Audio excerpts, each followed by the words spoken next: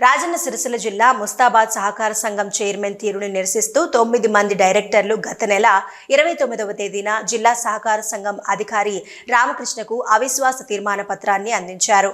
దీంతో 15 రోజుల వ్యవధి తర్వాత ముస్తాబాద్ పట్టణ కేంద్రంలోని సింగిల్ విండోలో డీసీఓ రామకృష్ణ నేతృత్వంలో ప్రత్యేక పాలకవర్గ సమావేశాన్ని నిర్వహించారు. కోరం సభ్యులు ఉండడంతో చైర్మన్ పై ఓటింగ్ ను నిర్వహించగా 9 మంది సభ్యులకు గాను 8 మంది సభ్యులు హాజరై చైర్మన్ రాజేందర్ రెడ్డికి వ్యతిరేకంగా ఓటింగ్ చేసినప్పటికీ అవిశ్వాసం నెగ్గడానికి ఒక్క ఓటు తక్కువ ఉండడంతో అట్టి అవిశ్వాసం వీగిపోయినట్లు డీసీఓ రామకృష్ణ వెల్లడించారు.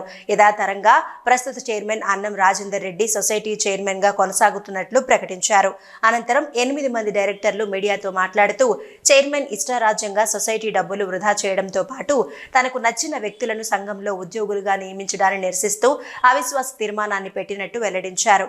ఈ కార్యక్రమంలో వైస్ చైర్మన్ నిమ్మల రవి, డైరెక్టర్లు కొండం వేణురెడ్డి, గాడిచెర్ల రామచంద్రం, మిడిదొడ్డి దేవయ్య, బద్దిపడిగే బాల్ రాజేందర్ రెడ్డి, ఆరుట్ల భాగ్యమ్మ, పెంజర్ల బాలరెడ్డి, యారపు భూమయ్య పాల్గొన్నారు.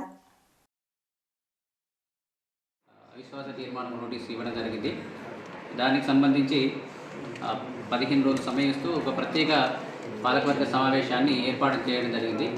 ఈ సమావేశానికి 8 మంది సభ్యులు హాజరైనారు. కోరం నిండినందువల్ల కార్యవర్గ సమావేశాన్ని కొనసాగించడం జరిగింది, చర్చించడం జరిగింది వాళ్ళు లేవనెత్తిన అంశాలపై.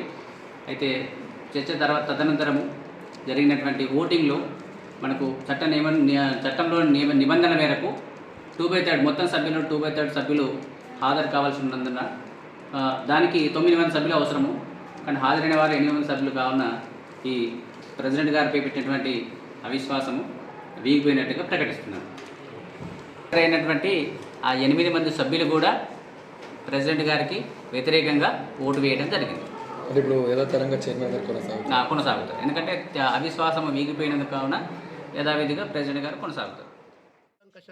అలాంటి అంశాల మీద చర్చించి సిఓ గారికి గైడ్లైన్ చేయడం జరిగింది. ఫైనల్గా ఇప్పుడు జరిగినటువంటి ఓటింగ్లో 9 మంది ఉండాలి, 8 మంది సభ్యులం హాజరై మేము అధ్యక్షులకు వ్యతిరేకంగా ఓటేసినాము. అయితే చట్టంలో ఉన్న నిబంధన మేరకు 9 మంది ఉండాలి. సాంకేతికంగా ఓడిపోయినాం కానీ నైతిక విజయము అంటే 13 మందిలో 8 మంది దిగిపోవాలని అవిశ్వాస తీర్మానాన్ని బలపరిచినాము. నైతిక విజయం మాదే. మేమంతా సమస్త ఆస్తులను కాపాడడానికి ప్రతి రైతుకు విలువ ఇవ్వాలని సంస్థలో అనేక విషయాల మీద కూలంకషంగా చర్చించి సిఓ గారికి కూడా గౌరవ రిజిస్ట్రార్ ద్వారా సూచనలు చేయించడం. ఇక ముందు కూడా సంస్థ కోసం మేమందరం ఇట్లనే కలిసికట్టుగా ముందటికి పోతాం. అంటే మీరు అవిశ్వాసం పెట్టడం గల కారణం ఏంటి? మేము అవిశ్వాసం పెట్టడానికి ప్రధానమైనటువంటి కారణము